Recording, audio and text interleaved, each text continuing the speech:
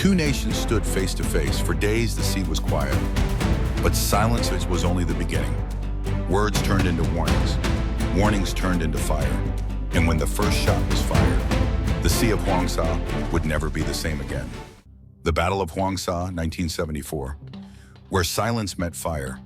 But before the guns spoke, there was silence. A silence that carried the weight of centuries. But before the guns spoke, there was silence. A silence that carried the weight of centuries. At the edge of the South China Sea, dawn broke quietly on January 19, 1974. The water was still, almost too still, as if the ocean itself was holding its breath. In that silence, 4 ships of the Republic of Vietnam Navy cut through the haze, small silhouettes against the endless horizon. For centuries, these islands, the Paracels or Hoang Sa, had been marked on every Vietnamese map. Now, their peace was about to end. On board the HQ-10, Lieutenant Commander Nguyen Van Ta stood on deck. He was only 31 years old and had no idea he would soon become part of legend. To the men on those ships, Hoang Sa was more than a cluster of rocks. It was their duty, their home, their sea. Then the radio crackled. Foreign voices echoed through static. Chinese patrols had entered the area. At first, it was only words. Each side claimed the same sea. Each claimed the same islands. But words turned into warnings, and warnings soon faded into silence. That night, the sea was calm again. The 4 Vietnamese ships anchored in formation, their deck lights glowing faintly in the dark. Some men cleaned their rifles. Others wrote quick letters home they would never send. Far away in Saigon, the city woke up to a normal day. Coffee, newspapers, laughter. No one knew the storm that was about to come. Back at sea, the radar screens flickered. The enemy fleet was moving closer. Orders came in short bursts. Hold position. Defend the islands. Every man aboard knew what that meant. In the early hours of January 19, 1974, silence once again covered the sea. But this time it would not last. Within moments, the first shots of the Battle of Hoang Sa would echo across the waves and change Vietnamese history forever. The morning sun had barely risen when the silence shattered. A flash, a thunder, and then war returned to the sea. The Chinese ships opened fire first, their shells crashing into the waves near HQ-10. Spray and smoke filled the air. The Vietnamese fleet answered instantly. Cannon roared. The calm sea turned into chaos.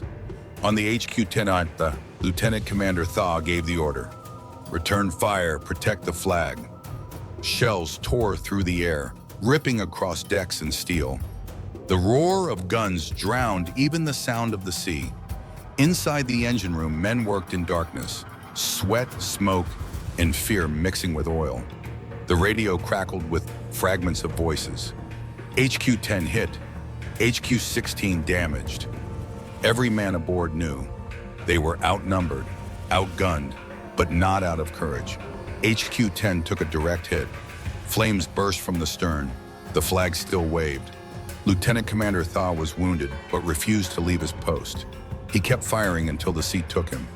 Nearby, HQ-5 and HQ-16 fought back desperately, trading blow for blow. The battle turned into survival. Men carried the wounded below deck. Some whispered prayers. Others shouted for ammunition. The ocean was no longer blue. It was fire. It was memory. From afar, fishermen saw flashes like lightning. They thought it was a storm. They were wrong.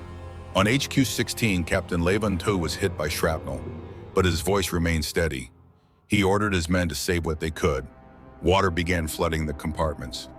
The ship leaned, but the flag still flew.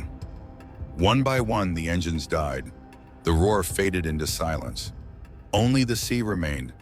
The survivors clung to life rafts, watching their ships burn like candles on the sea. Some prayed, some sang softly to fight the fear, and all remembered the flag. Hours later, silence returned to the Paracel Islands, but it was no longer the same sea. In Saigon, the news came quietly. Words typed on paper, not shouted on radio. Families wept in silence. The sea had taken their sons. But even in loss, there was pride, for they had stood when the waves demanded surrender. The battle ended within hours, but its echoes still move across the sea. Today, the Paracels remain disputed. But for those who fought, it was never about politics. It was about home. Every ripple carries their story. Every sunrise remembers their names. They were not many, they were not mighty, but they were brave. And sometimes courage needs no victory, only the will to stand. The sea has forgotten many names, but it has never forgotten theirs. The Battle of Hoang Sa, where the waves still whisper the stories of those who never returned. The guns fell silent, the sea returned to its calm, but it was no longer the same sea. The survivors were pulled from the waves, cold, wounded, and silent. They had seen courage and loss. Back in Saigon, families waited for letters that would never come. No victory parade, no headlines in bold, only quiet grief folded within hearts. At the naval base, the empty docks whispered the names of ships that did not return. For the sailors who survived, the war never truly ended. It followed them in dreams and waves, in silence, and yet, even in loss, there was pride. For they had stood when surrender was easy. In the years that followed, time moved on. But memory refused to fade. Every January, candles are lit, flags are raised, and names are spoken again. Those names are not just history, they are reminders of a truth carved by the waves, that freedom always comes with a cost. In distant lands, exiled families remember, their hearts still anchored to that small corner of ocean. Time has blurred many lines on maps, but no tide can erase what was written in blood. The men of Hoang Sa never sought glory. They sought only to stand their ground. And though the sea took them, it also carried their story beyond every shore. Today, their courage is more than memory. It is a mirror to every generation that follows. For history is not just what happened, it is what we choose to remember. And the story of Hoang Sa will always belong to those who dared to stand, even when hope seemed lost. For them, the sea is no longer just water. It is memory. It is home. And somewhere out there in the silence between the waves, you can still hear them. The Battle of Hoang Sa, a chapter written not in victory, but in the courage to never yield. Thank you for respecting history. Don't forget to like, subscribe, and write the bell so you don't miss any battles.